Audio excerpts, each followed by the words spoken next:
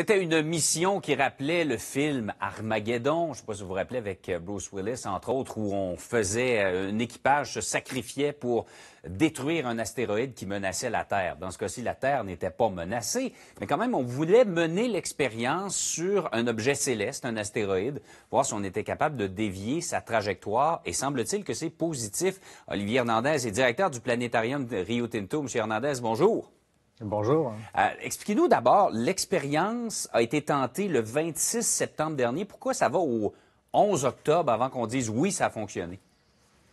Alors, on a besoin de plusieurs choses. La première, c'est qu'on a vu que effectivement l'impact a eu lieu parce que le 26 septembre, on a assisté tous en direct à cet impact-là entre la sonde DART et l'astéroïde Dimorphos.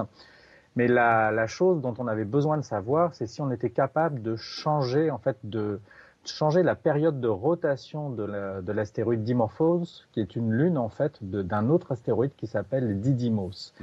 Et ça, pour pouvoir le calculer, il faut attendre quelques jours, en fait 2 semaines, pour être sûr que la rotation se fasse correctement et comme elle était attendue en fait.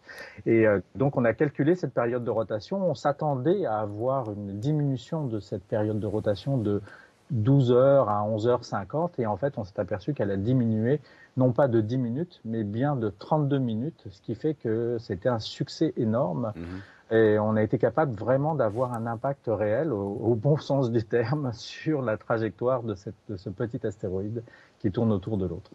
Un moment décisif pour la défense planétaire et un moment décisif pour l'humanité, on dit les gens de la mission DART. Vous êtes d'accord avec ça? Je suis d'accord. C'est sûr qu'on est dans un verbal qui est vraiment très intéressant, mais oui, c'est un moment décisif parce qu'on vient de prouver que on est capable de dévier la trajectoire d'un astéroïde, et ça c'est vraiment très important. Là, il faut vraiment se mettre dans des conditions.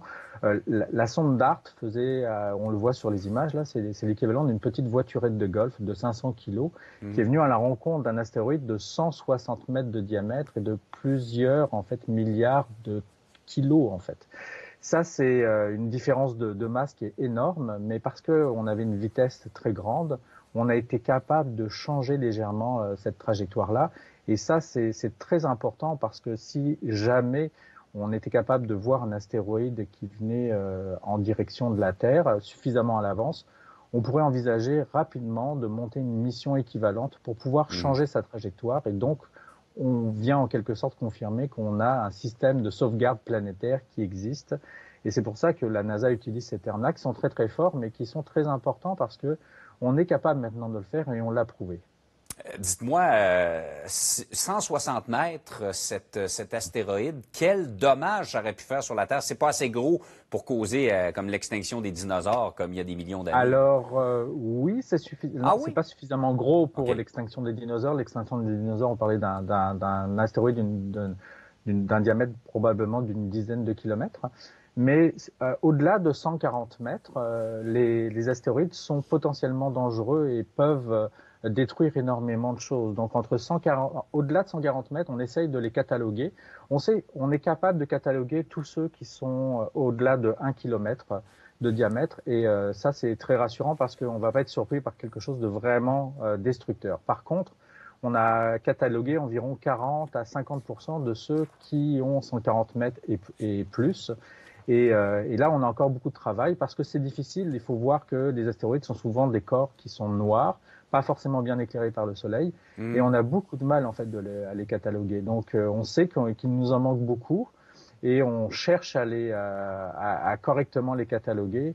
Et c'est pour ça qu'il faut se préparer à être capable de les dévier si jamais on en découvre un qui a la trajectoire de la Terre. Mais pour l'instant, dans ceux qu'on a catalogués, aucun ne va rencontrer la trajectoire de la Terre. Donc, on est tranquille pour les 100 prochaines années, je dirais. Donc, à court, moyen et même très long terme, il n'y a pas de danger, mais on pourrait toujours avoir une petite surprise, on pourrait avoir une petite surprise, exactement. Mais là, on est tranquille pour le moment. Et est-ce qu'on va poursuivre ces opérations-là? Est-ce que ça s'arrête là ou on va essayer d'en faire d'autres? Ça fait partie d'un large projet qui permet en fait d'étudier non seulement les astéroïdes, mais aussi d'étudier d'autres méthodes de pouvoir en fait dévier des astéroïdes.